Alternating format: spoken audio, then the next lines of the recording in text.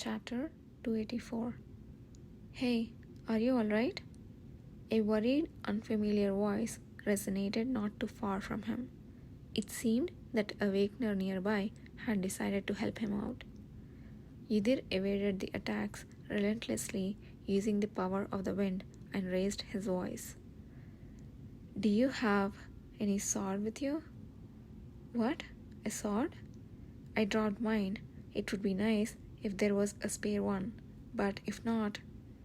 His speech was cut off as a claw narrowly grazed his earlobe. He clamped his mouth shut and vaulted into the branch of a large tree, causing the monster, Pethumet, to roar savagely. The sound was venomous enough to make his unresponsive ear feel numb. Yudir clung to the tree, grasping for breath, feeling his head spinning. Got it.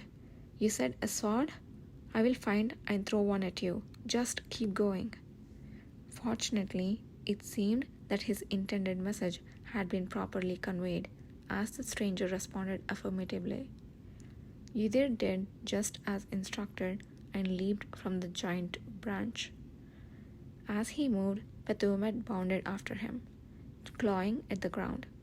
The constant noise of the ground crumbling and the forest being destroyed by the rushing monster followed him. The smoke exuding from the venom spilling from Pethumet shrouded the forest in darkness, creating an apocalyptic spectacle. Luring Pethumet was undeniably one of the most challenging and strenuous tasks Yudir had undertaken since his return from the dead. To keep the monster's attention, he couldn't escape too quickly, but the moment he tried to use his usual powers to protect himself, the beast would absorb his strength and grow even stronger, necessitating extreme caution. Whenever Yudir felt the presence of mages or other awakeners fending off monsters nearby, he used fire or water powers, risking danger to draw the slowing Pethumet's attention. Despite his best efforts to not provide any opportunity for absorption, Pethumet had grown larger than when the baiting first began. Dodging the collapsing trees overhead, Yudir turned his gaze towards a faintly twinkling golden tree not too far off. Given that the golden light took longer to appear this time, he sensed that they were also in a difficult situation. That golden glow and the ceaseless loud noises from around were all evidence of the Western Mage Union mages risking their lives to guide him to the right path. Wiping the mixture of sweat or blood, he couldn't tell which, trickling down his forehead and neck, Yudir poured strength into his legs. The adrenaline-driven pulsing sensation of his muscles and lungs threatening to explode that oddly quietened after suppressing a certain limit. And finally, a bright red tree far off in the distance shone brilliantly, indicating its presence. Finally, the red color was the signal agreed upon to indicate when Yudir had reached the highest terrain. The Western Mage Union mages had succeeded in guiding him through the darkness and countless obstacles to the very end. The moment he realized this, the world's stillness vanished and the muted sounds and speed all returned to normal. Rah! As Pethumet's roar rocked his field of vision, Yudir stumbled and turned his head. He found himself staring directly into the monster's enlarged eyes and pupils. Seeing Pethumet bare its teeth and halt momentarily to spew venom, he seized the opportunity to fling a rock he had been clutching while fleeing. The stone, propelled by a wind-laden arm, found its mark in one of the eyes of the Pethumet. As black blood spluttered in all directions, the beast shrieked in agony, lighting up the surroundings once more. In order to properly lure the creature, it was essential that its eyesight remained unimpaired, hence the previous avoidance of such attacks. But now the situation was different. They were nearing their destination, and it was necessary to land a more lethal blow to drain the creature's strength. Vaulting with the wind, Yidid dashed past the final golden tree and towards the shimmering red tree uphill. Numerous attacks targeted him in the meantime, more ferocious than before. He owed his untouched state to his instinct, reflexes, and the memory of the long accumulated experience. Over here, this way. From not too far away, someone wearing a mage robe waved frantically and shouted, "Head straight, you will reach the end of the hill." And your comrades at the base said, as brave as a mage who was to signal his position while gesturing, he could not finish his words. He stumbled and fell due to the Pethumet's smashing the ground with its tail. Luckily, an unremarkable looking young awakener dressed in worn out clothes appeared out of nowhere. He caught the mage by the armpit and whisked him up into a tree, preventing further harm. It was uncertain whether proper cooperation took place, but considering the dire circumstances, it seemed they were able to help each other effectively, which was a relief. Everyone nearby, back away now. Yiddir, running towards the visible end of the hill, shouted at the top of his lungs. The moment I reach the end, I will collapse this entire area. Hold on, your sword. The young awakener who saved the mage shouted from high up in a tree. We found your sword, take it. Without hesitation, he threw the long sword he was holding. Yiddir easily caught his sword, which was enveloped by the power of the wind. Despite repeatedly striking the monster, whose hide no ordinary weapon could penetrate, and being drenched in corrosive venom-infused blood, the sharpness of his sword was undiminished. It truly was a top-tier sword made from eucalyptium.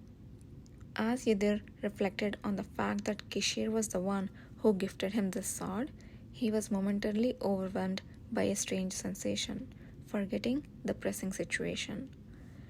Even though he knew Kishir wasn't present, the moment he gripped the sword's handle, an odd sensation of stability washed over him, as if Kishir was backing him up. This strange yet familiar sensation seemed to draw out Pethumet's murderous intent. However, this moment was fleeting, and neither was thrust back into reality. He leaped back to evade Pethumet, who rushed forward with its mouth agape, ready to swallow him. As he vaulted on the wind and looked on the terrain, he spotted steeping rocks lining the bottom of the tangled hillside. This should be enough. While the elevation was on the lower side, this just meant he had to dig deeper into the earth. The only concern left is whether my remaining power will hold. He had expended more energy than expected in getting this far. Even in his previous life, he had been challenging to muster enough power to alter the terrain more than once a day. It was ironic and regrettable that the excessive power surge, which had been uncomfortable since the day he seemed to absorb the chunk of power within Kishir, chose to settle when he needed it the most. If that had been the case, just a little effort could have achieved what I wanted. Well, there is no helping it. I would have to make do with the strength I have. Yiddir paused, stopping just before the end of the hill. The prey it had been chasing turned around, emitting an abnormal aura, which prompted the Pethumet monster to halt its movements and adopt a defensive stance. Onlookers hidden nearby held their breaths as they watched a monster grotesquely swollen in spots and a much smaller human locked in a standoff, each aiming at other's life. It was time to see whether the man could, as he had assured, single-handedly defeat this nightmarish monster. Amid the tension, Pethomet made the first move. Just as the monster was swinging its massive, spike-studded tail as though to strike at any moment, the mages and awakeners swallowed their screams at the sight of Uther, who still did not dodge. Rumble. The ground shook as though thunder roared from the storm clouds above. An earthquake? A mage hiding nearby mumbled in a daze. Pethomet also flinched in a halt. The monster, which had been about to attack, stopped and looked down at the trembling ground beneath its feet, confused. The air? No, the entire forest is. The young awakener, who had tossed a sword to Uther, uttered in a breathless voice, watching the shivering tree branches and leaves. Indeed, it wasn't just the earth that was shaking. As the trembling sound grew louder, it felt as though the trees, rocks, the air, and finally even the sky beyond was shaking. And at that moment, when the tiny tremor quickly rose to its peak like a bouncing ball hitting the ground, with a tremendous roar like the opening of the heavens and the earth, the entire hill collapsed. Ah! Everyone screamed as the sound of the shaking earth and the collapsing sky continued unabated. Dust, smoke, and the palpable waves of enormous power induced terror in everyone. It was awe-inspiring. The force of nature, which no one had ever imagined could be controlled by human power, was responding to someone's will. For thousands, tens of thousands of years, the colossal force of nature, always stationary, had stirred to life. No one dared to think of escaping while nature's huge body was moving. They were completely dominated by sheer, overwhelming force, fear, and awe. After what seemed an eternity, the earthquake and dust finally began to subdue.